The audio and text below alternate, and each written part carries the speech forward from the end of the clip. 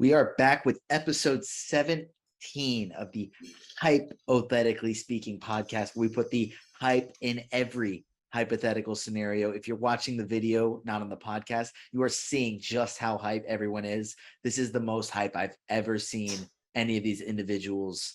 This is their hype face. Like, you can tell, you can see it. You can see it because we're talking college football. Week 1 is in the books. It was an exciting week. We are thrilled with a lot of the results, and we're going to break down the big games, the important games, and the games that we just really want to talk about because we've watched the whole thing. We'll talk about some rankings, some like how teams change, why Florida's too high, and then we'll make some picks for week 2 with some of the bigger games. But we're going to start. Well, hold on. Excuse me. Apologies. Let me introduce who's here and who's hype. We are rejoined by Conner Domaleski, Logan Gerbig, and Sam Moldenhauer. Fellas, how are y'all doing? I guess go dogs. Go dogs. Yeah. That's how I'm doing. Sam, what does Memphis say? Like we say go dogs, like Logan says go blue. Like, what does Memphis say? Go Tigers. Go Tigers. Okay.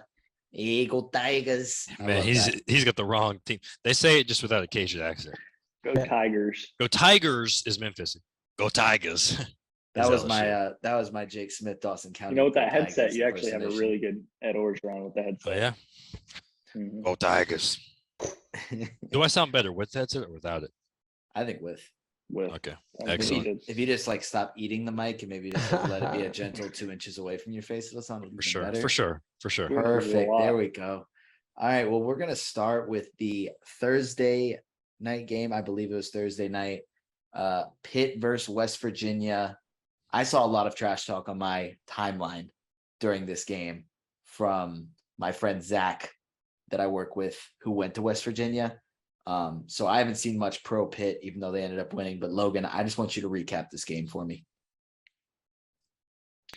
Yeah, it was a really exciting game. The backyard brawl, first time in 10 years it's been played.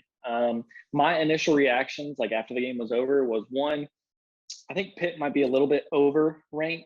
They might not be as good as 17 where they're at right now. They didn't move in the new rankings, but we'll see this week when they play Tennessee. But Virginia will be decent. JT Daniels looked fine, like nothing crazy. I didn't think he was terrible. I mean, the play they lost the game on, it wasn't his fault. Went right through the receiver's hands, and then he almost made an incredible throw to win it at the end or tie it at least. But yeah, so I think West Virginia will be decent, and Pitt top 20 right now, but I don't think they're gonna stay there. Yeah. Conner, I want you to talk a little bit about JT Daniels, former dog.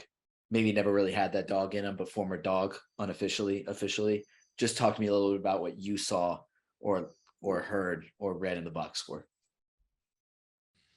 From everything I saw and from the conversations I had with the people, with the Georgia fans close to me, we've long known JT Daniels has that juice. And I think this year he's going to have a good year. I think ever since he got hurt and kind of got put on the back burner at Georgia, he's not going to be what people hoped he was going to be when he came into, like when he started at USC, when he had all the hype there. But he's a very good quarterback. He had a good game, not like great, but a good game. And he's going to be quality all the way. I would predict he gets drafted real late or signed like on an just doesn't get drafted but gets picked up by a team and is a solid NFL backup. That is my prediction for the JT Daniels arc. Yeah. No, I mean, I can see it. He definitely has arm talent. It just hasn't quite worked out for him with a good situation yet. He is incredibly unlucky, I might add too. Yeah. And he was facing off against Keaton Slovis. Sam, can you talk to me a little bit about him and whether or not you think that he has a chance of, I guess, being even like a legit NFL quarterback? I'll start. I don't think this is his second year or is this his third year? I think it's his fourth. I think it's his first with Pitt, though. He was with USC before. Does he have a red shirt left or no? To be honest, I don't know off the top of my head. Okay. Logan He'll probably have a COVID year, so he probably could come back if he wanted to, but depending on how the year goes. Yeah, I don't see him really like.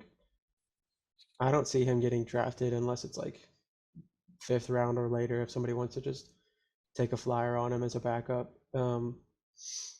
But I mean, he's a fine college quarterback. He went to, as people know, he transferred to Pitt because his girlfriend plays soccer there. So, and Lincoln Riley came over to USC. So, uh, he made it. It was pretty well known that he wasn't going to be Lincoln Riley's quarterback.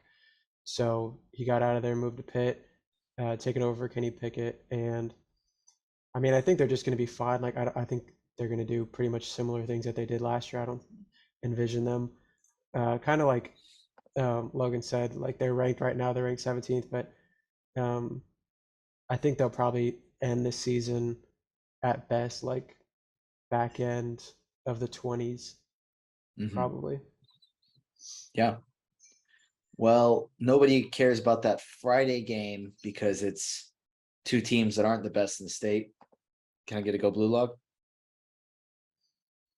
It was Michigan State versus Western Michigan. That's why I was Yeah, just, they stink.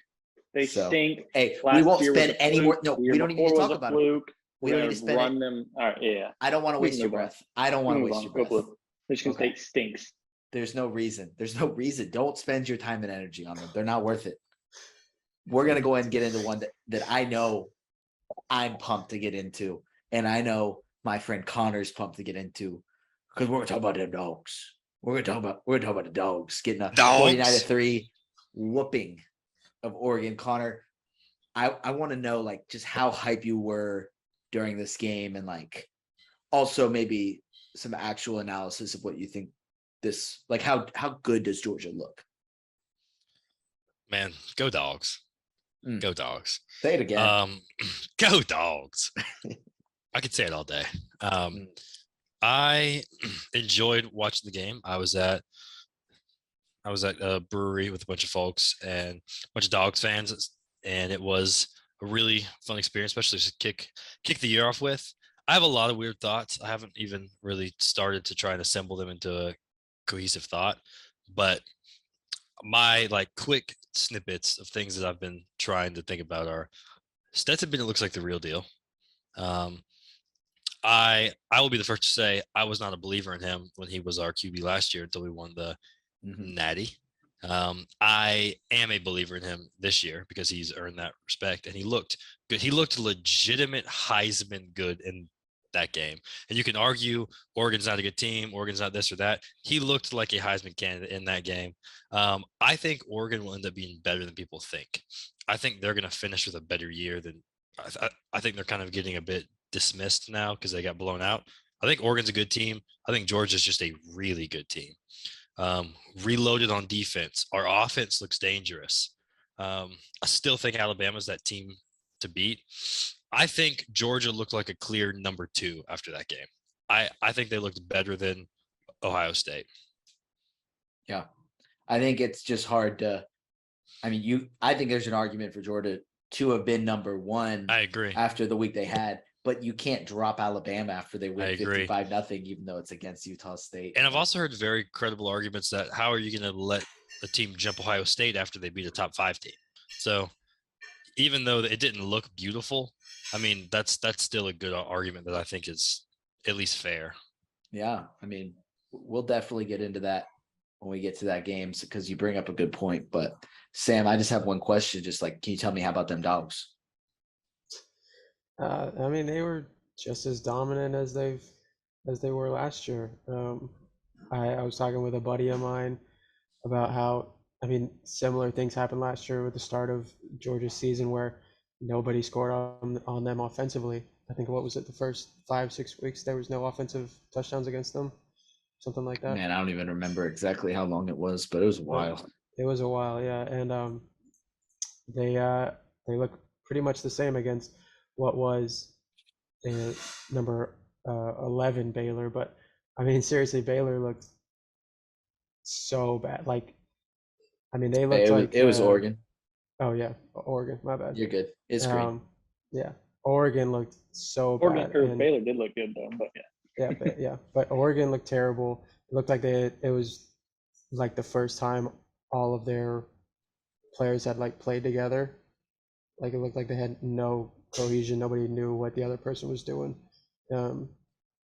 So I don't know why people keep thinking that Bo Nix is going to be a thing. Like he had like one partially good game a while back, and then has pretty much been very mediocre ever since then. So big name, obviously, in the college sphere, but I'm not expecting much from Oregon, especially if that's what they're showing. They have some good defensive players like Sewell, and I believe, I can't remember the other linebacker's name that they have, but they have good linebacking pair. I don't see them really putting up that good of a season. I mean, they'll obviously like they'll have somewhere around like the 9-win mark because they play in the Pac-12. Not a lot of the teams are as competitive as Oregon and USC, Utah, other guys, but I don't think they'll make the Pac-12 championship. So that's ultimately what matters for them. Yeah, I mean, it'll take time for Dan Lanning to build that program up, but I think they have a good future ahead of them. And just what a poor game, like for Bo Nix's first game with Oregon to be against UGA, who he's been awful against. But Logan, from an unbiased perspective, which I can appreciate, I want you to tell me a little bit about what you saw out of Georgia, and I guess specifically Stetson Bennett, who the home fans and me and Connor are calling for him to be a Heisman candidate at this point. Yeah. Most impressive game of the week by far. Don't think anyone else came close. Don't even talk about Florida or any of the other teams that won big games. Georgia was by far most impressive, even if Oregon is unranked now, which I kind of compare. Well, you can't compare it, but last year Georgia beats number 3 Clemson to start the year. And we quickly found out Clemson was not even close to a top 3 team. As we're going to find out, Oregon's not a top 10 team, but it's still a Power 5 opponent. Like 49-3 is ridiculous. I was super impressed with the game. Similar to what Connor said, I don't think Oregon's going to be terrible. Like, I think they'll still have a winning season. They showed some signs of life. I mean, they had several drives where they were starting to get down the field and then, an interception or they just stall or something, but they showed some signs of life. I think Noah Sewell will continue to be a great defensive player. But yeah, super impressive. Going on to Stetson Bennett. So I've never been a Stetson believer. I think he's been a product of his team, right? Georgia was by far the best team last year, and they're looking like one of the best teams this year. And so I think Stetson gets elevated because of that. However, I would have never seen 300 yards and 3 touchdowns coming.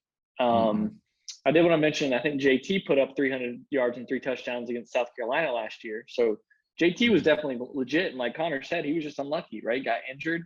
Stetson had to come in and he ended up taking over. So yeah, super, super surprised by Stetson. I don't think he keeps it up at a 300 yards and 3 touchdowns pace, but this is different Georgia than we've seen. I believe in the first half, Georgia had over 200 passing yards to only 60 rushing yards. And that, in my lifetime, I've never seen Georgia be more pass than run. I think it was right? over 250. Yeah, in the first half, right? So the Nick Chubbs, the Sony Michels, the Todd Gurleys, the Zamir Whites, James Cook, like they've always relied on those backs first, whereas now they still have solid running backs, but I think it's going to be leaned more heavily on the passing game with Stetson. And so if he can continue to put up numbers, I mean, I can recall back in, I think it was 2020, which obviously COVID season, when Georgia played big games, Stetson folded, right? I think it was the Florida game and the Bama game and stuff like that. But now we're seeing him start to step up in big games. And I think, honestly, the throw in the national championship might have changed his entire career. Because if he doesn't make that throw and that touchdown, I think people are still doubting him, right? And who knows if Georgia even wins the game. So, yeah, super, super surprised by Stetson. And let's just see if he can continue it in the big games, right? I haven't looked through Georgia's schedule completely, but when you go, to an Auburn or, a road crowd in the SEC, that's tougher. I know Auburn's not going to be like amazing or anything, but you get what I'm saying. Just tougher environments, tougher teams. I mean, at this point, it might not be a tough match up until Bama in the SEC championship. So we'll see. But if they keep doing this, would love to see, Stockton and Vandergriff and those guys get some run in the second half of games. See what they got. I mean, they're not going to take over this year unless Stetson gets hurt, but man, super impressed by that game for sure. Just to add on to that, like really quick, I think part of the reason why we're airing it out so much is this is the first year I feel like we've had more impressive pass catchers than we have running backs. I take nothing away from Kendall Milton is an unbelievable back. I think he's a little bit kind of still trying to get over his injury. And man, I'm really embarrassed that I'm blanking on McIntosh. Yeah. Again, great back, but those two aren't Nick Chubb and Sonny Michel. Those two aren't Zamir White, James Cook. They're great running backs. And I hope everything I'm saying comes back to bite me.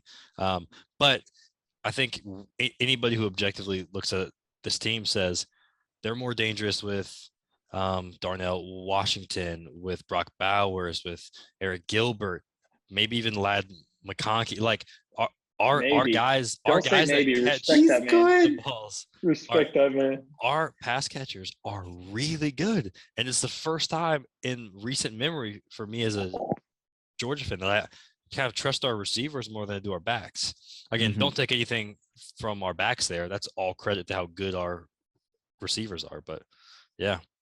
And I do want to add, it's crazy because obviously Georgia was so dominant last year with the defense, and the offense did plenty, right? Did plenty to win it all.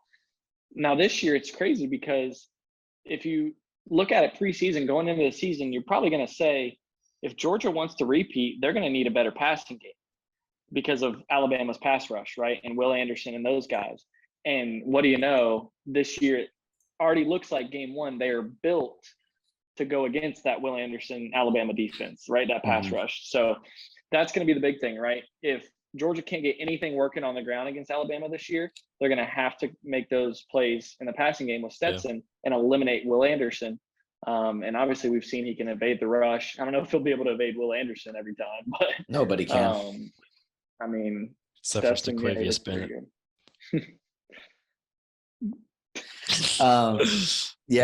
I think it's absolutely just insane that the quarterbacks that Georgia's had over the past even like decade, but really just like the past few seasons, and Stetson Bennett's the one they choose to just air it out with. I mean, they had Justin Fields just nuts on the roster and said, no, we're not going to change the system and pass the ball. We're just going to make him hand it off. Stetson Bennett, yeah, we'll let him air it out. But no, I was on the same page as Connor in the sense that I wasn't a Stetson believer until after the national championship. And then I was like comfortable with him going into the season, and he just exceeded my expectations for week one. So I'm excited to see what he does the rest of the season. But Logan, I'm going to give you the floor back. This is about to be your floor. It's your time to shine. Tell me every single thing you saw in the Michigan-Colorado State game. Maybe not every single thing, but like a lot of the things. Yeah, I won't say everything. Michigan's defense is elite and better than last year. Quick little stat. Last year in our opener, we played Western Michigan. We had 1 sack, and it was Aiden Hutchinson. Opener against Colorado State this year, we had 7 team sacks. You could really say 8 because one was a strip fumble, but the defense is elite. We have playmakers every level, which last year I think we had obviously Hutch and Ajabo, right? We had a really good linebacker in Josh Ross, and then Dax Hill in the secondary who was really good. Now this year I think we've got multiple playmakers at each level. And so I think that's why the defense has started out so good. I mean, our defensive line is insanely deep. And then just so many guys making plays. So defense, elite, like incredible game. I mean, the only touchdown Colorado State scored was a perfect pass on a true freshman corner. You know, he's going to learn, he's going to do better. And then offensively, it was solid. I think everybody knows what's going on with the offense and the quarterback battle. How about you just summarize it for us real quick? Yeah. Cade is a good quarterback. I love Cade. We beat Ohio State with him as our starter. We won the Big Ten championship. Always love Cade. Will always love Cade. He's always going to be a legend. However, this team is going to elevate with JJ McCarthy at quarterback. Similar to how I said, or not similar, but I think it's the opposite of Georgia, right? I think Georgia's team elevates Stetson Bennett. I think JJ McCarthy will elevate the Michigan team. And so Cade was good. A couple receivers had drops, which made his stat line look less. But Cade's never been a stat line guy. Everybody calls him a game manager, and whether you see that as a compliment or a criticism, like, it is what it is. Like, he's made throws when he needs to. He leads the offense down the field, but JJ is gonna elevate this team a lot, and we'll see that in the first half of Hawaii this week, when hopefully we're up 40-0. But I mean, Harbaugh said this week he's running in the 4.5s, 40-yard dash, which would make him the 4th fastest quarterback in the NFL right now. So pretty freaking impressive. And something we haven't seen a lot of yet is his arm. If you go back last year, he had a couple incredible deep balls that were beautiful, right on the money in the breadbasket. But he's only done it a few times. So I'm really looking forward to him airing it out this week. And then obviously with his feet, that adds a whole nother dimension. Nobody's really worried about Cade running, but with JJ, it's gonna add a lot. Something we needed in the Georgia game last year in the playoff. And you saw when JJ came in that game, what he did. I mean, he literally evaded the number 1 overall pick, had him wrapped up in the backfield, and he got out of it and ran for a first down. So, yeah, I'm pumped. Everything was really good. One other quick little stat, and I'm not bashing Cade or JJ, or I'm not bashing Cade, but something we had an issue with last year was kicking field goals in the red zone. We would always get to the red zone, and then we sometimes stall out and have to kick field goals. That's the reason we lost multiple games. Well, we only lost a couple, but you get what I'm saying. And this weekend we kicked 3 field goals in the red zone, and all were on Cade drives. He was 1 for 6 in the red zone for 4 yards. JJ led 2 drives and both were touchdowns. So that's the difference right there. When you get to the red zone, you got to punch it in, and you won't beat elite teams if you don't. So, yeah, I could go on, but that's the summary of it right there. For sure.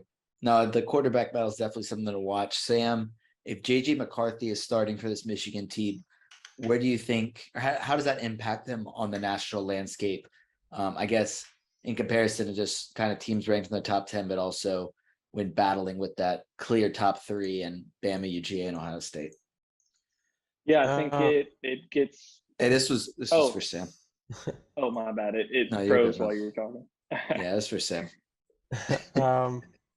I think this is just my opinion. I think they should go with JJ McCarthy because it adds a lot more diversity to that offense, a lot more that they can do with the mobility at quarterback. I feel like Cade is pretty limited just from what I've seen, and I just feel like within the college game, it's pretty much always just if you can have mobility at the quarterback position, you pretty much always tend to lean that way. So, but Michigan is, I mean, from what we saw in the last game, if they're going to continue that for the rest of the season, they always have a good defense. One of the best defenses probably in the country at this point. Some freaks athletically mainly on the defensive line. So it's really just I would say the passing game. If they can really develop that passing game and make that a true threat, because if they start JJ McCarthy and right, it's JJ McCarthy. Mm-hmm. Yeah, and you pair him with Blake Corum, or who's your backup running back? Who's RB2? Donovan Edwards. Yeah, Donovan Edwards, yeah, he's a dog. If you just work within those 3 and really, because with those 3 you already have a pretty good running game, and the offensive line is better suited for running the football than for throwing the football. So if you can develop the passing game, work with the offensive line on pass blocking, I think it could really be a very well-rounded team that could, I mean, at least, give Ohio State a good game when they play. And if they win and they handle their business for the rest of the season, I mean, you could be talking about a Big Ten championship game for them. That is music to Logan's ears. Conner, I just got to ask, after facing Michigan in the college football playoffs last season, Logan told me he's dying for a rematch. I just want to know if having JJ McCarthy starting, does that make you shake in your boots? Oh, I am licking my chops at a possible rematch there. Now, I realistically think, and I respectfully to all Michigan fans, I think without JJ, I think Cade might be just in general a better quarterback. And I think that's why he's starting. I don't see them winning the national championship with him in. With JJ, I see them being a kind of boom or bust type. But I think when that's what you need to have a shot at it, why not go for that? Um, I almost see the same in Georgia starting Stetson.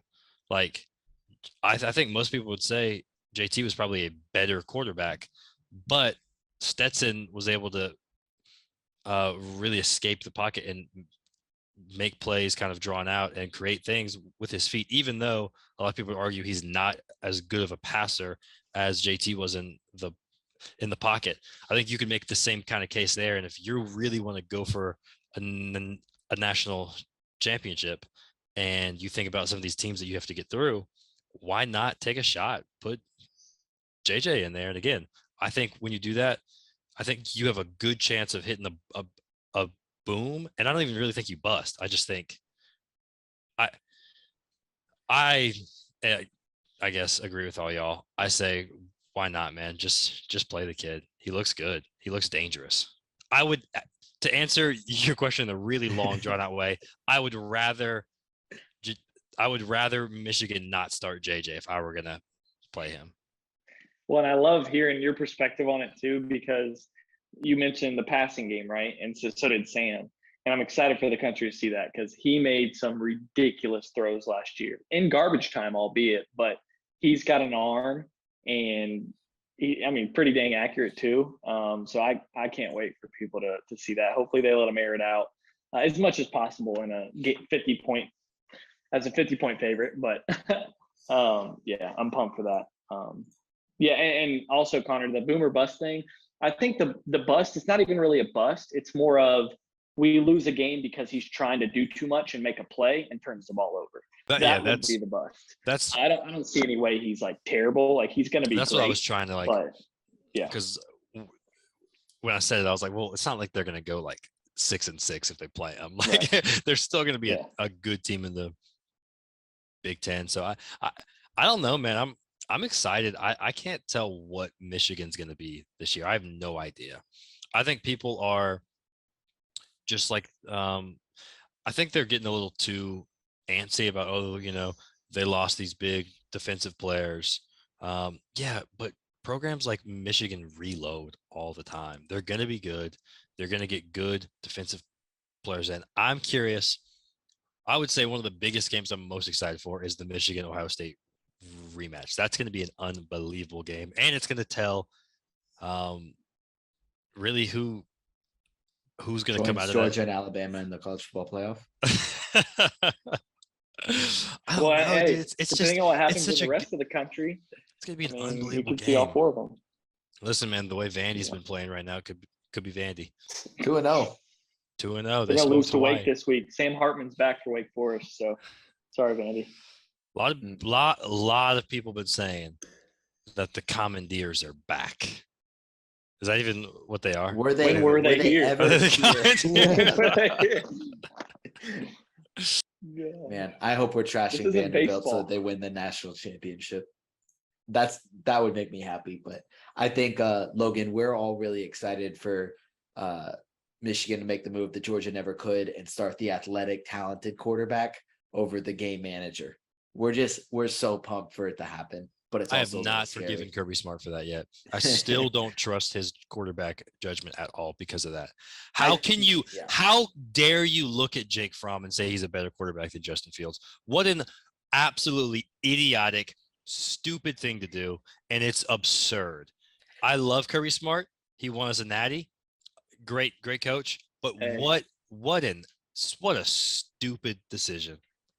Not to mention he started DeJuan Mathis in a game.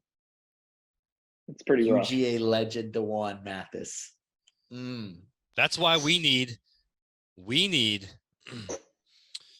Florida legend, Mississippi State legend, Dan Mullen, come be the quarterback coach at Georgia, man, we would be cooking. We would be cooking. Also, did you see Mullen tweeted out his week 1 Top 4. prediction was that Georgia wins the Natty. That is my guy right there. My coworker, actually, kind of. No, Kind of. I think he's very cozy right now with his job at Lake Oconee Academy. I don't think he's interested in leaving for a smaller program anytime soon. You just told everybody Like in the UGA. world where Dan Mullen is. Everybody knows it. It's Everybody in the world. Everybody in the Public news. world, all 4 listeners. Dude, he Yeah. again, this is off script and doesn't have anything to do with it. He's a great good. guy. He's a legitimately great, like really good guy. And I feel bad that Georgia fans I wanted Dan obliviously actually. give I him a wanted lot Dan. of like just flack and da da da da. He's a good dude who's just like looking out for his family there. But I would love for him to be a quarterback coach at Georgia. Anyways, off the point.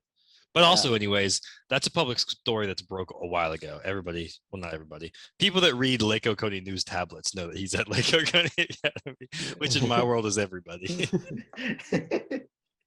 All right, let's because I know we can probably talk about UGA and Michigan all day. Let's move on to some teams we don't like and talk about the Ohio State Notre Dame game, 2 top 5 teams. With Ohio State coming out on top 21-10. I know I thought that Ohio State was going to wipe the floors with Notre Dame, but this doesn't appear to be the same Notre Dame team that we've seen the past 20 years where they consistently get blown out in big games. Sam, what does this tell you? I guess this game, what does it kind of tell you about what Ohio State and Notre Dame are going to look like this season? I think for Ohio State, I think everybody came into the season saying that they were going to be ranked. You know, they were pretty much the top 3 of Alabama, Georgia, and Ohio State. That was pretty much a lock for the top 3, lock for the playoffs. But I think maybe this is just a slow start for them. Stroud looked like he obviously he made some very high quality throws, some NFL throws. He also made some that did not look too good, and if they were made on Sundays, they would probably be interceptions, pick sixes. But I will probably lean towards crediting that to just a slow start, and Notre Dame looked pretty good. The offense not as much, but the defense looked pretty good, holding them to 21 points. I think this is more of a positive note for Marcus Freeman, the new head coach for Notre Dame after taking over for Brian Kelly. I think this is a really good game. Even though they lost, I think it was a good game for him to just establish himself as a coach and get some buy-in from the players of like, hey, even though we lost, like we held Ohio State, like everybody said they were a lock for the playoffs, one of the top teams in the nation. You know, CJ Stroud, Marvin Harrison Jr., Jackson Smith and Jigba, Travion Henderson, like we held them to 21 points. Like that's not easy to do. So I think if they just figure out the offensive side of the ball, they have some decent players on that side. Their tight end is exceptionally good. I think Mayer, I can't remember his first name. Like Michael. Mike Mayer, yeah. But if they figure out the offensive side of the ball and really get some production there, I think they could be creeping up towards, you know, they could stay in the top 10. But ultimately, I don't think they'll make the playoffs. But that doesn't mean you have a bad season, especially as a first-year head coach. Yeah. Logan, I'll ask you as Connor's snacking on something. After watching this game, is it ice cream? I can't know. He's not shaking his head or anything. Yeah, he did. Yeah. Yeah, bro, it's so good. That's good. I'm still gonna ask Logan. Does watching this game kind of like, I don't know, maybe give you a little bit of confidence that maybe Michigan has, like for the Michigan Ohio State game that is inevitably, what is it, like 3 months from now, where the teams will be totally different, but like way overreacting really early on? Does it give you a little bit of confidence to see them do that? I would say I didn't know how to really react to this game. I felt like Notre Dame was better than I thought, for sure. And I think they showed better than a lot of people thought. Like Sam talked about, like they held Ohio State to 21 points at home. It's pretty impressive, right? offense couldn't do a whole lot. They only mustered up 10 points, so that kind of, lost in the game. But they're better than I expected, and I think Ohio State. It's just going to take a little bit of time. I mean, come on, you lose Garrett Wilson and Chris Olave, like that's your 1-2, and Jigba's your third, and now he's 1. So Marvin Harrison Jr., Julian Fleming, those guys who were your 4th, 5th, 6th receivers last year are now having to step up and be, the second guy, third guy. So that's always going to be tough. You lose your top 2 wide receivers. I think for Ohio State, the biggest thing this year is the defense. That's what everybody's been talking about since that game, right? Is the improvement of their defense, right? Michigan ran all over them at the Big House last year, 42 points, 5 rushing touchdowns, right? And that was the story, right? Yeah, you got all these weapons on offense, but if you can't stop anybody on defense, Oregon did it to them last year, right? That they lost that game week 2 to Oregon, and that was kind of the blueprint to beat Ohio State, and we did it too. So their defense being improved is huge.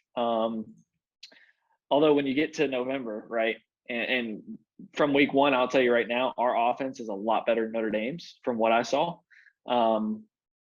So we'll see what happens. I think Ohio State's gonna have to lean on their defense and their run game with Travion Henderson and Mayan Williams. That's gonna be their bread and butter. Stroud, he's good. I mean, I know he's gonna be one of the top 2 quarterbacks taken, but I've always sided on. I like Bryce Young better. I understand the appeal of CJ Stroud in the NFL and his size and whatnot, but yeah, I mean, it's Ohio State. They're going to be incredible.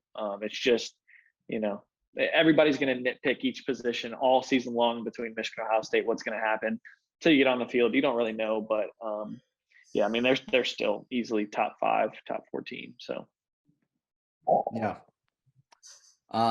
Connor, I don't know if Eileen had anything to add, but if you want to speak on her behalf, I'll ask kind of like from the NFL perspective, seeing this first game for CJ Stroud against Notre Dame, does that kind of, I know Logan said he's team Bryce Young. I've been team Bryce Young. Does that kind of worry you?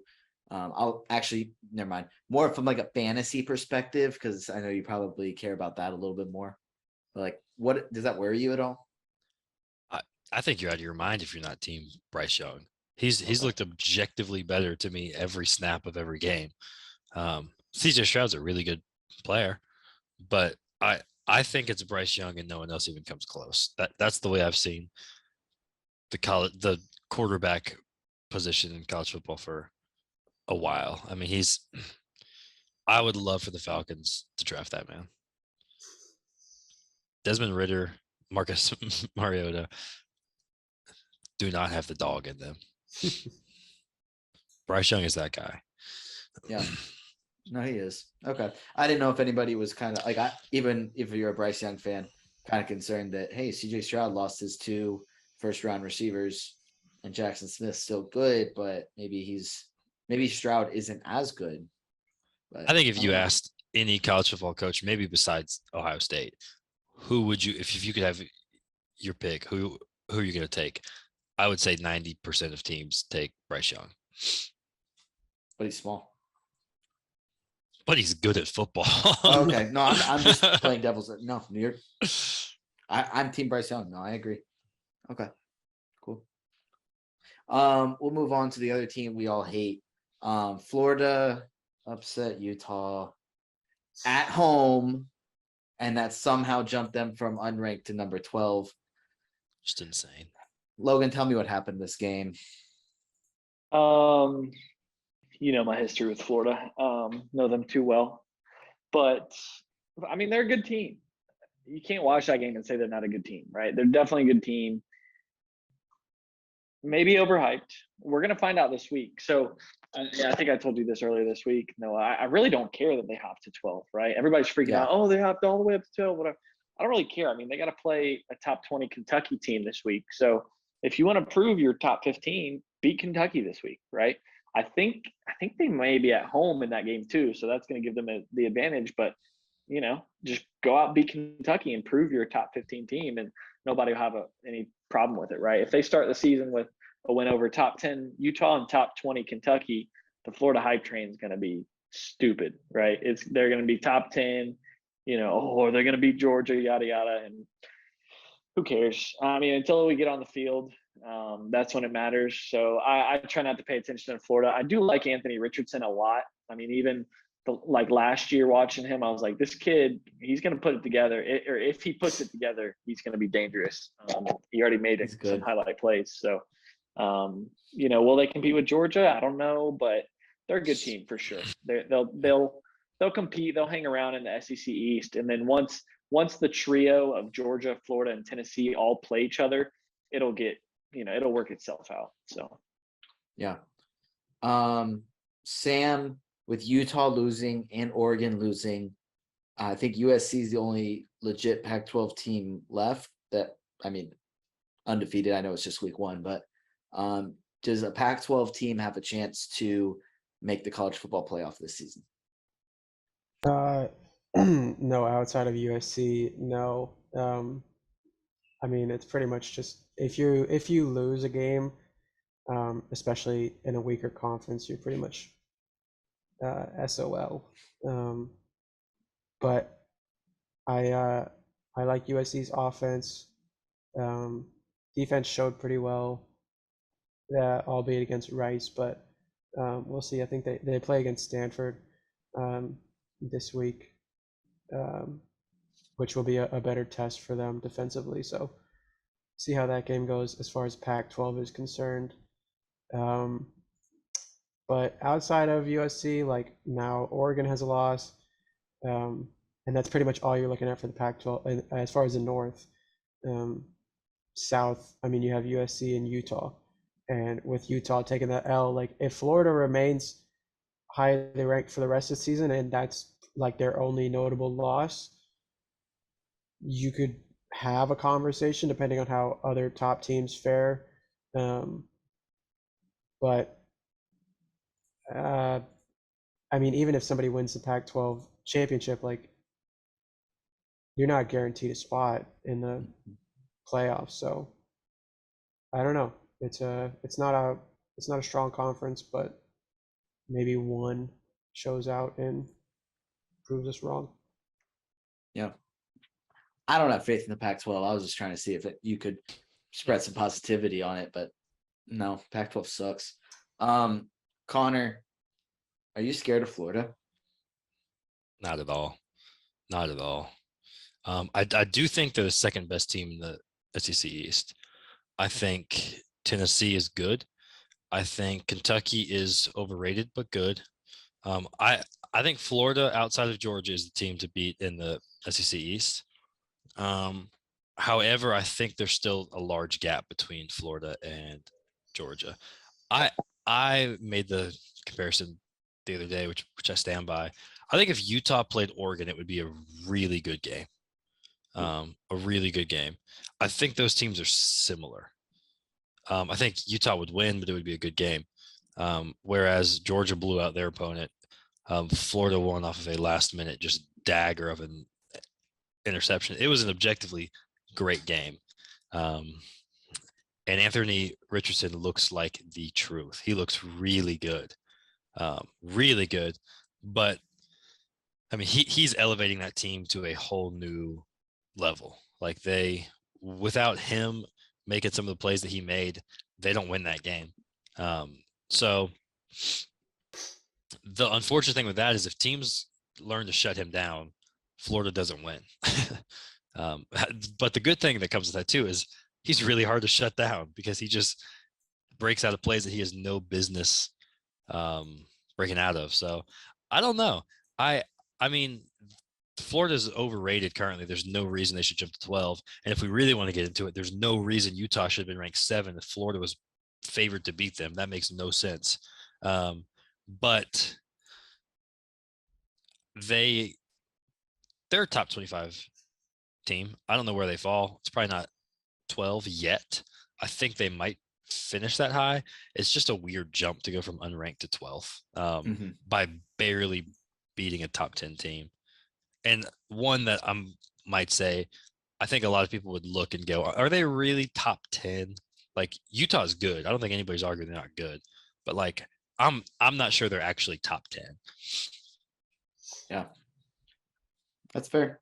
No, I think It'll be interesting to see. I'm gonna make sure Cole Kendall hears your take though about Florida being the second best team in the SEC East. I'm just gonna make sure, and I might insert his opinion or his response to this. Might go in and clip that. So we'll see. Well, Kendall's the same man that told me it was a good thing that Georgia State beat Tennessee. He denies he ever said that, but he said that. He said it was, quote, good for the program or something like that. Something ridiculous. He's an idiot. That's yeah, that is on air for the world to hear. Listen, Cole Kendall is an idiot. Hot take. Cold Hot take. take. All right. So I think that's the games that are kind of at least important on the national landscape, and Pitt, West Virginia, because it's fun. But we'll talk about briefly 3 just incredibly exciting games that came down just last second plays. NC State versus ECU, or Eastern Carolina, just to spell it out. Nobody cares on the national landscape, and we're not going to get into exactly how this impacts everything. But I just want to ask, did you guys see? So the guy missed the extra point that would have tied the game. Did you guys see that apparently somebody took his girlfriend during the game and posted a picture with her on Instagram and literally tagged the kicker in the post? He didn't just miss the extra That's point to tie the insane. game. He missed the extra point to tie the game and missed the field goal to win the game. That's right. That's tough. I'll be honest. I didn't even know those two teams Brutal. played this weekend. Yeah. Who won that game? Brutal. NC State. All right. By a point. Barely. Go Wolfpack. Number 13. They're ranked 13 coming in, so they should have realistically blown out Eastern Carolina. I don't know what they're favored by, but Dang, yeah, fraud Eastern alert. Carolina scored a touchdown to tie it. Kicker missed extra point. They ended up stopping NC State, got the ball back with a chance to win it, got field goal range, and he missed like a 41-yarder. It wasn't a chip shot by any means, but Yeah. missed a 41-yarder to win it. So That's tough, man. not good. Yeah, the Wolfpack are gonna have to step up you know when what? they play like Wake and Clemson if they want to prove anything. I did see that. Yeah, I did see like the highlights for that. It was just forgettable, I guess. Yeah. No, I'm just trying to Sorry. find the all Eastern I Carolina I know what you're talking about. No, I fans. did see the pictures, and I just couldn't even believe it was real, to be honest. yeah, I mean, it very well may have been fake, but if it's fake, I still think it's hilarious. I'm pretty sure the caption was like rough kick or something too. Like, That's so Dude, disrespectful. I think he was kick getting for his head. death threats. I think that was part of the whole thing. He might have been getting death threats, and maybe the girlfriend too. I don't know, but yeah, wild. People need to relax. oh yeah, no, Don't for need to sure. relax. These are kids. Yeah. It's By the also way, East Carolina. Right. It's not like if it's you're Bama watching losing this, to do not tweet or tag players. They're kids. Oh, That's what I'm facts. saying. Sorry. Side note: did you guys see what that dude sent as a DM to Amon-Ra St. Brown? Yes. Yeah, bro. That was Yeah, really bro. great. Yeah. Okay. You know what that's from though, right? Uh-uh. It's from Remember the Titans. It was a reference. Oh, I didn't know that. Oh, I didn't even realize that it was direct quote. Yeah, That's it so was a funny reference. though. And I don't Sam's think It's actually- less funny. Yeah, well, Sam is a Remember the Titans historian, so he actually anything that you want to like corroborate with Remember the Titans, he can do that for you on the spot. He was- Yeah, I it's a don't- really unique degree they only offer at Eastern Carolina University.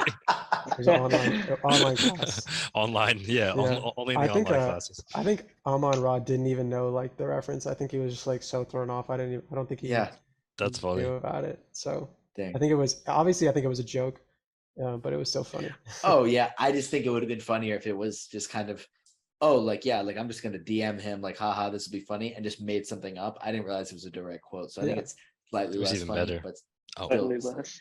in my opinion, but to if each you're his own. out here quoting "Remember the Titans" to professional football players, I think that's hilarious. Yeah, that was really funny. All right. Anyways, Yeah, Anyway, yeah, no. Okay, enough of the. Sorry, I got sidetracked. LSU, Florida State. Can someone? I don't even care who. Like literally break down what happened over the last 4 minutes or so. If someone wants to give me like a. Sam, you want to do it? Connor, you want to do it? I Or- will say like I'm not like obviously the game was objectively great TV and good content, but I'm more interested in the storylines that are coming out of it. Like Keyshawn Booty like already was not too happy with Brian Kelly going into the season, and like if you watched specifically him play, like dude like didn't even look like he cared, and they made no real effort to get him involved. Like his first catch came with like 5.5 minutes left in the game. Like yeah, he was targeted a couple other times, but like his first catch comes with 5.5 left, and that's a top. That's like the number one wide receiver in the nation, and you're just not even going to look his way. Like I think that's crazy. I think don't quote me on this, but I think he like after the game he went on Instagram and like scrubbed LSU from his Instagram or from his social media or something. So He did, him and somebody else.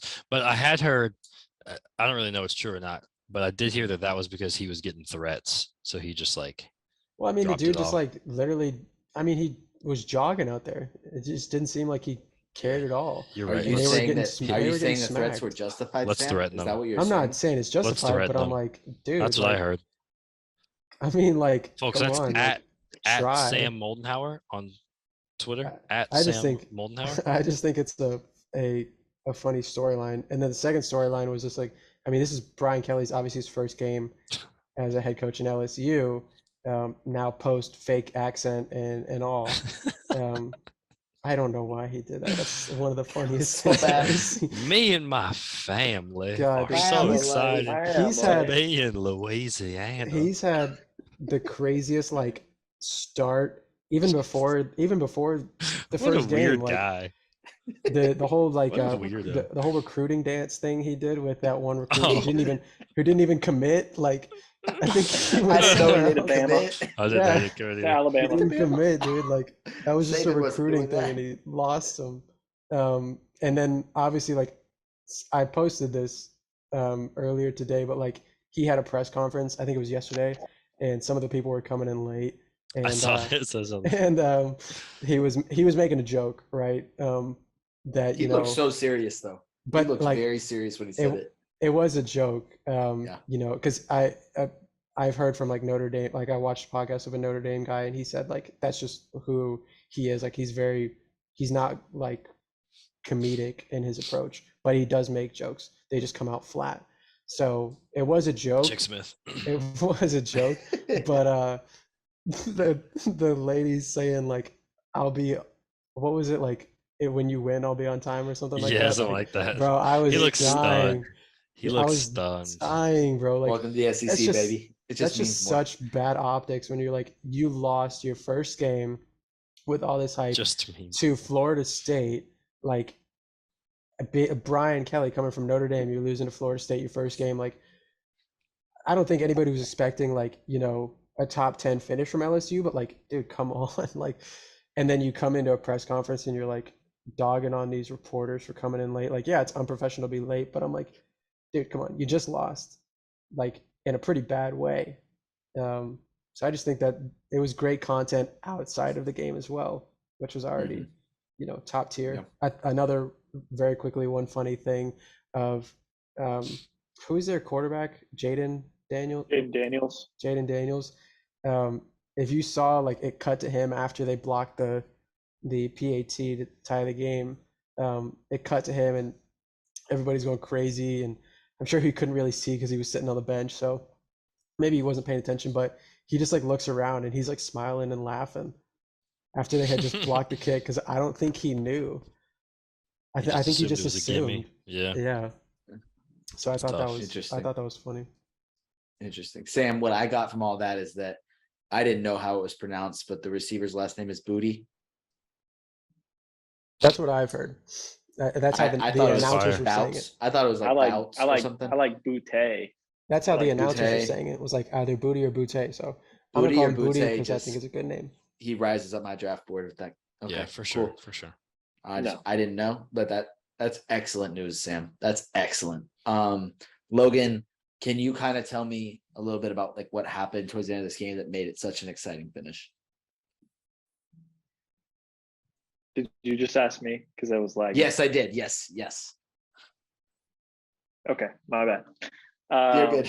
The finish, yeah. I mean, it was 24-10 Florida State. I mean, honestly, most of the game, it was exciting, but it wasn't good football. Both teams have like very like below average passing quarterbacks and good running quarterbacks. So not the greatest game, but obviously Florida State had pulled away 24-10, and then LSU starts storming back, score a touchdown. They stop Florida State, and it's like, okay, they're going to get the ball back, chance to tie it. Well, the punt returner muffs it, and Florida State recovers it at like the 5-yard line. And like, boom, this is game over. They either score a touchdown, punch it in, game over, kick a field goal, still probably game over because it'll be a 10-point game. And Mike Norvell, I don't know if he calls the plays for Florida State. I don't know who does. But whoever does call the plays should be suspended, because why in the world would you toss the ball from the 1-yard line in like a power running play? It wasn't even like a toss to the outside. He like tossed it to the running back for like an off tackle, like just stupid. And they fumble. LSU gets it at the 1, but they got to go 99 yards, and they do. Obviously score the touchdown with no time, and then we know what happened. So, yeah, that game was wild. Nobody likes Brian Kelly. Like, I don't even know if Notre Dame fans like him. I wouldn't if I was a Notre Dame fan. I hate that guy. I don't know how you could like him. Man. So, was so happy to see that win for Florida State. I think Florida State should schedule a Brian Kelly team every year. If y'all remember last year, Notre Dame played Florida State to start the season, squeaked out a win over Florida State. So Brian Kelly won that one, but afterwards we had the execution quote. So seems like every time Brian Kelly faces Florida State, we get some good content afterwards. So don't like the guy. That's but, a great point, Logan. That's just, a really good great point. entertainment. Yeah. So. Did you guys see the blatant like targeting play too? Oh, dude, that was nuts. It was crazy. That was one of the worst I've ever I've seen. never seen somebody literally like launch himself literally strictly with his helmet like that. Mhm. Like I've seen targeting. Vontez perfect maybe, but Yeah. we don't have targeting in NFL. So. But even still, like him, like he would still do it, but like, you know, it would be like either from a standstill or he would try and use his shoulder or something like that. But obviously he was a ready player, but like the dude literally was just a free rusher, and he literally just went boom, like didn't use his arms at all, which I thought was crazy. I'm like, are you just trying to like get out of this game, or Maybe are so. you trying to kill this dude? Logan did say it was an ugly game. I think he threw a touchdown pass on that play too, which was wild. He did. Yeah, that was the play that was the touchdown to go up by 14. It's crazy. Yeah. And then the last really exciting game that again doesn't really have much of an impact on the national landscape, but UNC escaped with a victory over App State. I don't know if Sam and Connor, if you guys watched this game, but Logan and I were watching it. Logan, how many touchdowns and points were scored in the fourth quarter alone? 40. Oh man, no. 40. I think if I'm not mistaken, App State that was just App had State. 40. I think the total in the fourth quarter was like 60 something. Yeah. That was stupid. The Just Florida the State fun LSU ending and then the North Carolina App State ending were two endings I've never seen in my life. I've never seen a team accidentally return an onside kick for a touchdown to keep the other team in the game. I've never seen that. So that was insane. That was insane. Of And course, then the kid just gets the ball and he's like, "Oh, I'm going to score." But Yeah. if he was thinking in that moment, he would have not known to gone down. But yeah, just wild. but he just wanted to make it fun. I think that's Yeah. poor. Yeah, I think that's exactly. poor It's like coaching. we're playing NCAA back in middle school, Yeah. NCAA 13. Bro, come on, NCAA you 14. won. Make it fun. Just make it fun. Yeah, Make it just fun. let me throw. I think give me that's one just more. poor. I think that's just poor coaching. Like the coach has to, the special teams coach has to, before they go out there, just be like, all right, onside kick, just grab it and just Go down. get down. Yeah. Like, so either he wasn't told that, or he just said F it. Dude, stat padding. Facts. Which he just, if he just said F it, like you're probably getting benched, dude, because you almost lost that game for them. Yeah. No, So- man. Go ahead. I was going to say, one of my best friends where I teach at is a huge App State fan. And let me tell you, the broken man that I saw that day, Oh. just devastated, absolutely devastated. Tough to have to be out and assume the game's lost, to then think you're going to pull off one of the most miraculous comebacks in college football. to then just not. I mean, just fumbled the bag on the 2-point conversion. Oh my Just an gosh. insane game. That Love was it. just wild that he I- just like started backpedaling and then I don't know, blew Maybe- that beautiful play, blew that, and then ran the same play again, but like a slight variation, or maybe it was just that he wasn't open that time. One of Just the so best close. quarters of football ever played. Mhm. Yeah, and I will say for North Carolina, Drake May looked, and along with their first game a couple weeks ago, he's looked extremely good as a true freshman. So if things progress for him and UNC had success with Sam Howell, if they continue to have success with Oh. their, if they Pause? continue to have pause, if they continue to I'm gonna have clip success that. with their quarterback play and Drake May develops into a very good quarterback, we could be talking about him as a potential draftee, somebody to keep watch on. So I think Sure. I still don't think Josh Downs has played yet either, which is he their played in number the one. first game.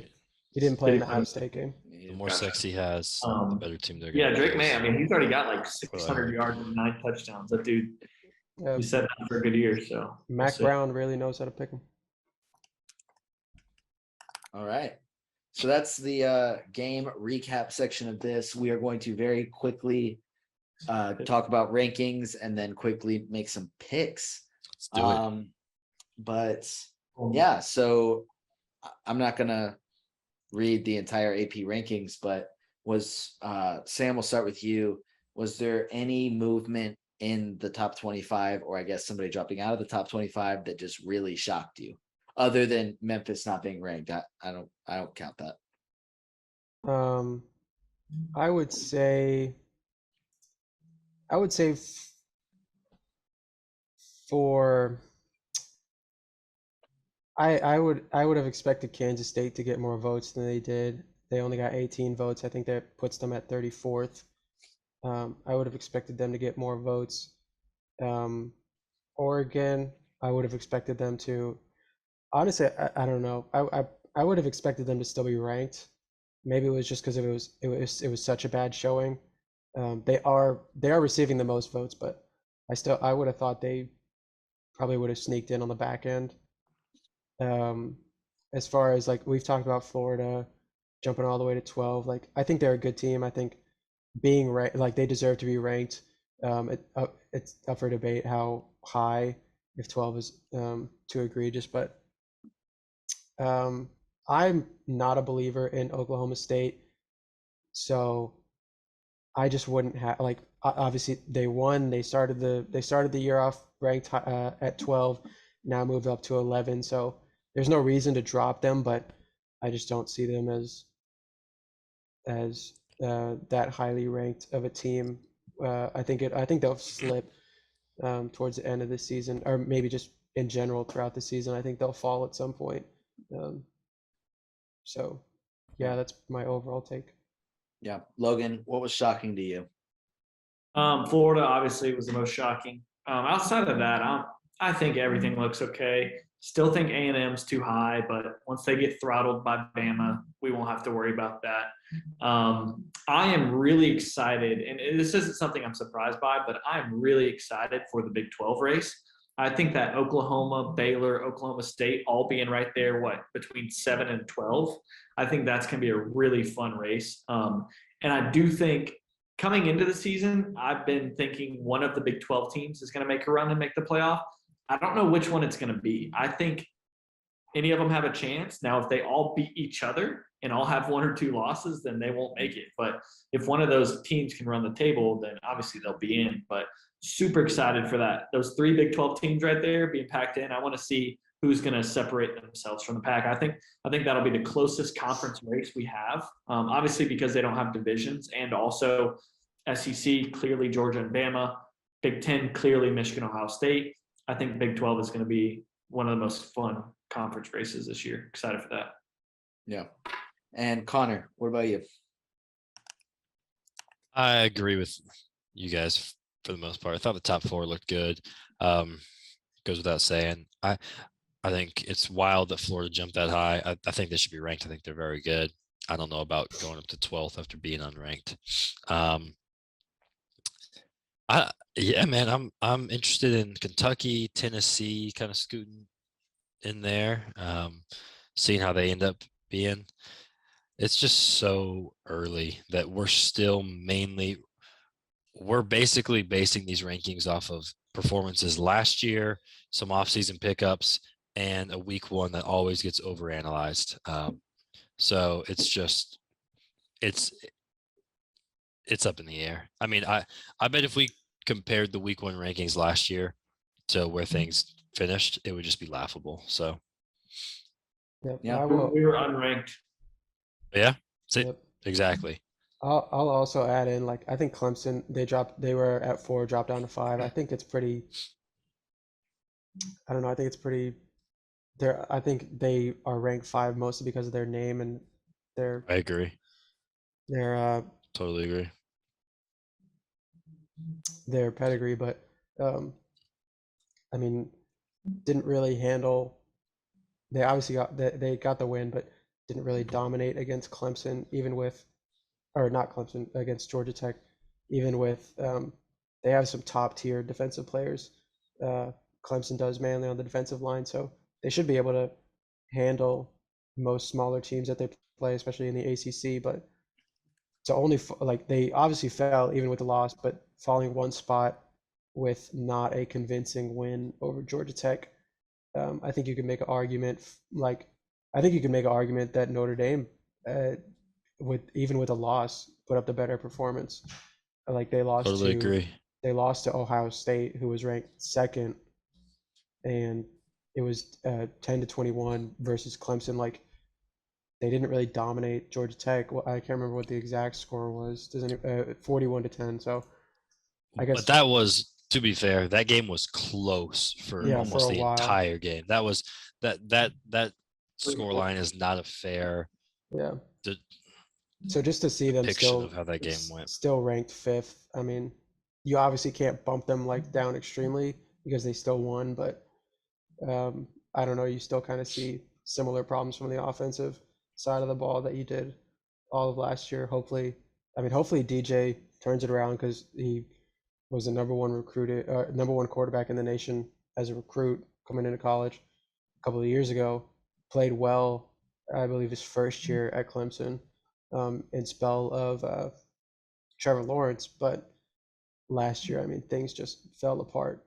So Yeah, I mean, just to see some good quarterback play out of DJ would be fun TV, good to watch. that game was 14-3 at halftime, 24-10 going into the fourth quarter. It was Totally 14-10 at one point. Yeah, it was it was 14-10 fairly late, with like 5 minutes left in the fourth or in the third. I mean, you expect a top 5 team to not be 14-10 late in the third against Georgia Tech, the laughingstock of the NCAA. Yeah. Our little brother. And just for those tracking out there, as a reminder, if Georgia Tech has, I believe it's 3 or less wins, and they don't fire Jeff Collins, Mitch Fuller will be looking for a new team to support next season. But with that, we're going to go ahead and make our quick picks. Sam, he's not going to be a Memphis fan. Sam, he's not going to be a Memphis fan. The bandwagon is wide open. for that's fair. Why would I jump on the bandwagon? You say that now. What do you have to offer? You say that now. They have great second-round picks in dynasty drafts. It's like a guy driving by in like a Toyota Corolla. Like, hey man, like, you want to ride? I'm like, no, I don't. Say that now, but it can get you to where you need to go. Where do I need to go? I'm not having this conversation. I'm not having this conversation with Sam Moldenhauer. Let's make our picks. All right, let's make those picks. All right. First one with Alabama traveling to play in Texas. Is anybody not picking Alabama? Is anybody, you know what? No. Do we want to say Alabama like with the spread? Do we want to bet against the spread, or do we just want to pick the I was pulling that up right now. Spread is Alabama's favored by 20. Okay. Alabama wins that game by at least 3 touchdowns. 20 is a lot. Not when you're I'm out. thinking back to 2019. LSU goes to Texas, right? Wins by they didn't win by that much, and they were the best team by far and won the Natty. So that was a different Texas team than now. Texas is good, man. I mean, Quinn Ewers and Xavier Worthy, Bijan Robinson. I'm not running ready to back say wide receiver trio is one of the best. I'm not ready to say that Texas is good yet. Are you ready to say that? I'm not ready. No, I think they're good. We're back. Yeah. And that right we're- there is the reason I can't take them seriously yet. I would if I had to go one way, I'd probably take Bama -20. Yeah, I'd probably take that. Yeah. Whenever I see Bama playing a team, I almost always hammer the over. Or sorry, not the over, but the I don't know. I wouldn't be Cover the surprised if spread. it's close for like 3 quarters, 2.5. I agree in terms of I think you're wild if you think Bama's not going to win this game, but Texas it wouldn't be crazy surprising if they kept it close, especially Yeah. playing at Texas. Yeah, Okay. Right. That's the only reason it's not a 30-point spread. Fair. All right. We have South Carolina traveling to play in Arkansas, with Arkansas favored by 8. I take that. I think South Carolina covers. I think South Carolina covers. I think South Carolina looked horrible, and I mean horrible. week By one. 8. 8 However- points, yes. Arkansas favored by 8. I can't tell. So any SEC East matchup this week, I am drawn to because nobody knows how it's going to end up. You've got. I personally love South Carolina's coach. I think he's a great coach. I think he's a good guy. I don't really believe in Spencer Rattler, but I don't know. I'm starting to rethink that I said that I would take South Carolina to cover, but I said it, and I'm going to stick with it. I don't know how good Arkansas is. I think Arkansas wins by less than 8. 28-24. But we're getting an exact score prediction. 28-24. Jot that down. No. All right. Anybody else with Arkansas with 8? Or yeah, however you say it. Yeah, I mean, I'm just trying to pull up how Spencer Rattler did. Bad. 2 interceptions against last Georgia. game. He went Hey, 23 for 2 lot of people- interceptions. A lot of people Georgia saying the State. Georgia State Panthers might be the real deal this year. They are Dude, going I against. do not care. Arkansas -8, please, and thank you. I agree. It was hold on. It was 14-12 halfway through the 3rd quarter. Oh yeah, look, South Carolina They're was frauds. losing, and Rattler threw 2 interceptions against Georgia State. I don't care. I've seen enough. Give me Arkansas -8. I would agree if I thought Arkansas was a better football team. I'm just not sure how I feel about them quite yet. Sam, thoughts? I mean, they're bullying me into Arkansas -8, so I'll take that. Let's go. Again, just the more I think about it, the more I think it's going to be Arkansas -8. I forgot that they beat Cincinnati that first game, but I'm Yeah. going to stick with my guns here. I South could Carolina- see, South I could Carolina will see- cover. I could see Spencer Rattler throwing the game for them. So Yeah, not on purpose, not because he's paid to, just doing it. And never then know. another, I guess this isn't an SEC matchup, but it's the powerhouse of the SEC, Vandy, hosting Wake Forest, who is currently ranked 23rd, with Wake Forest on the road, favored by 12.5 points. What are the early thoughts? You're never really on the road when you're playing Vanderbilt. Is the first thing. It's always I a s- road game when you're playing on the road in the SEC. Not when you're playing Vanderbilt. I take Wake Forest by 12.5 all day. Vandy got overhyped after they blew out an awful Hawaii team in that first game, and then they let Elon score 31 on them. Yeah, dude, I take Wake by 12.5 every day. Sam Hartman playing? Don't Yes. care. He is, yeah. Yes. Yeah. Give me Wake and the spread. Sam Hartman's back. He's cleared. That's huge. He had a massive year last year, led them to the ACC championship. My former teammate and former Michigan Wolverine, Christian Turner, had 100 yards and 2 touchdowns for Wake. So he's really coming into his own and finally, solidifying. I mean, obviously he was their number 2, number 3 back last year, but now it looks like he's really solidifying that RB1 role. So yeah, give me Wake. Nice. All right. I know this one was on the list, but I just saw it and wanted to ask. App State coming off barely losing to UNC and putting up 61 on them takes on number 6 Texas A&M with who I believe scored 31 on Sam Houston State. Texas A&M favored by 19 at home. Logan, you look like you are just ready to talk about this one. Yeah. Said it all off season. Saying it right now. A&M's overrated. Do I think they'll lose this game? No, I don't think they'll lose. The spread being 19 is interesting. I kind of feel like they're going to cover though. After that outing against Sam Houston State, everyone's been talking about, oh, they didn't look that good against them.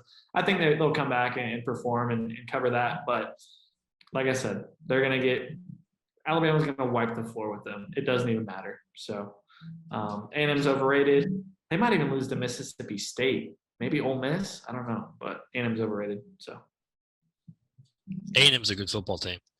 they're a good football team, but they're overrated. My buddy who's a big App State fan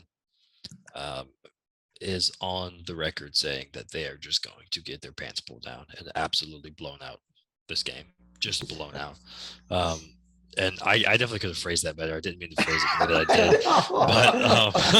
I did, but yeah, he said he thinks they get just destroyed this game and then they win every game after this because their schedule after this is cake. But yeah, I agree with Logan in terms of I would take the spread. I disagree with Logan in that I think Texas A&M is a very good team, not just good, very good. Yeah, Sam. It's week 1. I don't know. I could be wrong. Yeah, I would take A&M. The book I'm looking at is 19.5, so I would still take them at 19.5. I don't think it's going to be particularly close. So. Okay. All right. Cole Kendall, just proceed with caution. If you're listening to this, we are about to talk and make our picks for Tennessee at Pitt, with Tennessee favored by 6.5. Yeah. What do we think? Are we rocking with the balls? I'm a rock with the balls. Good I'm a rock balls. with them to cover. Tennessee's covering. Cover. They're Yeah. winning and covering. Yeah. I like Yeah. that take. Yep. Mm-hmm. I think Tennessee wins and covers as well. I think they're really good. Top 20. Yeah, it's like a mid-level SEC team is better than a top-tier ACC team, and I think Tennessee will show that. Sam. I don't know. I just think Pitt is going to win this game. Oh my gosh! I just have that feeling. You make a juicy $1 take. bet on it right now, Sam? I actually, before we even started this podcast, I went on the sportsbook site that I use, and I literally just made 10 $1 bets of all teams that were all 10 of the team. Well, 9 of the Sam, teams. don't you live in Georgia? 9 of the teams are FBI. Once again, that's at Sam Moldenhauer on Twitter. are if you guys- plus. You can't do that in Georgia. Are plus odds. The other team that I bet on is Memphis. They have they're minus 222 against Navy, so I had to make that bet. But I don't know. I just think I think Pitt can win this game. I do think can win this game. yeah, I think obviously I think Tennessee is a good team. Hendon Hooker's Cedric Tillman. I think that they have a good they have some good offensive weapons, and I don't know. I just think just one of those feelings I have in my knee. I think it'll be All right. close, and I think Pitt will win. In your knee. You Okay. can trust Sam's knee. Vegas and professional analysis, or you can trust Sam's knee. I know who I'm rocking with. All right. Just bet responsibly. Bet responsible. Shout out. Shout SEC East matchup that Connor's been craving. Kentucky at Florida. Florida favored by 6. I don't want to pick Florida, but I remembered that Will Levis has mayo in his coffee. I'm taking Florida plus the points. Just insane. Like, they're I covering. tweeted out during the Kentucky game, fraud alert, Kentucky fraud alert. I remember that.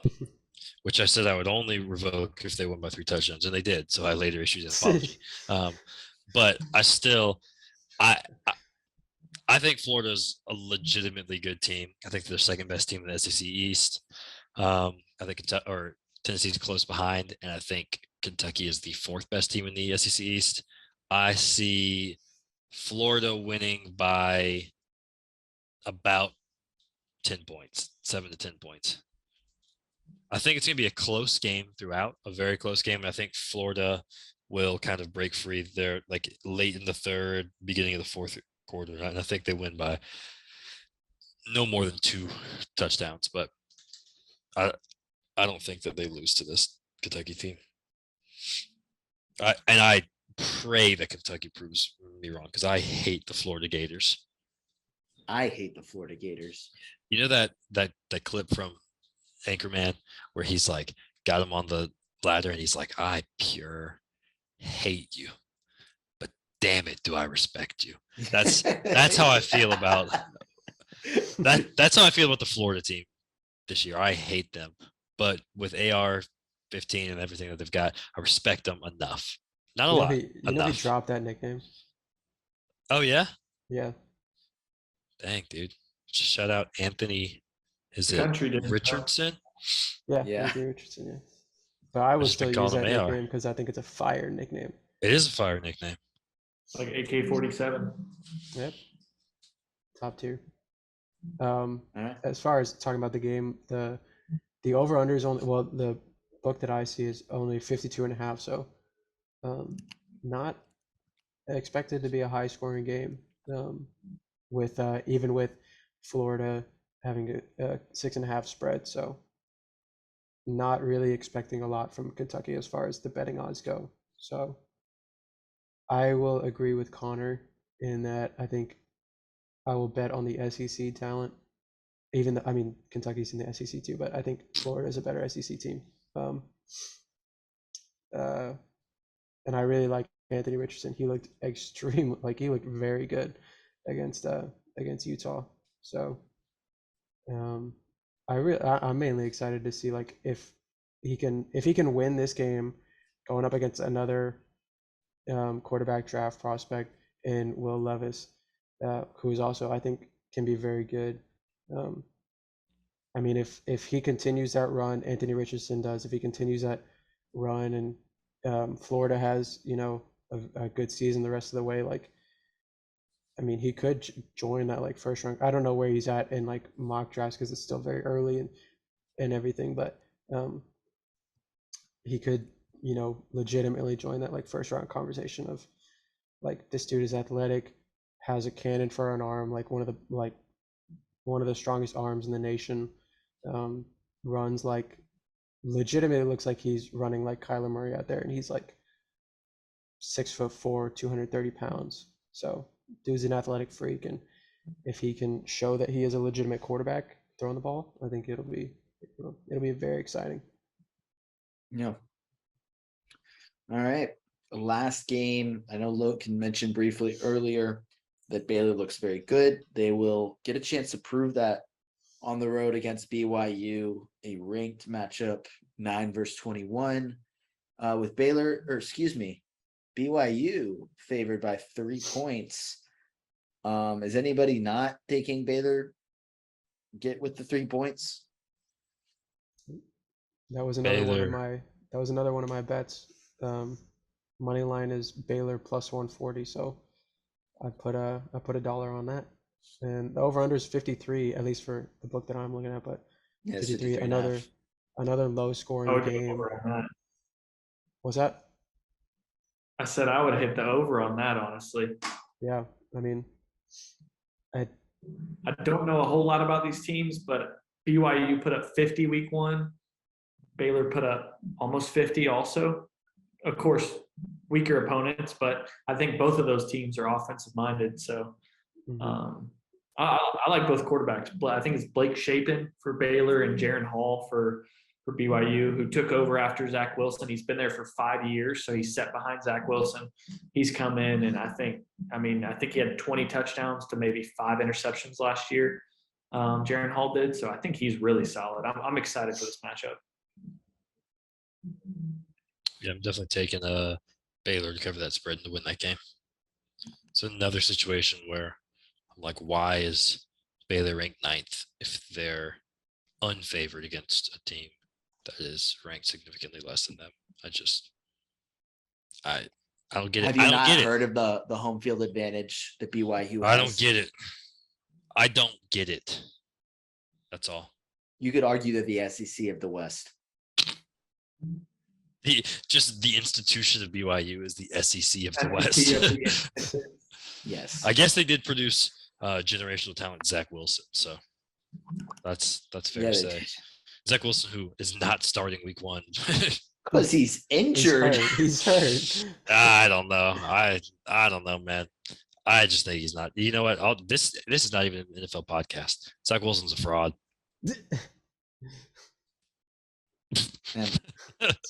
First you became a Bills fan.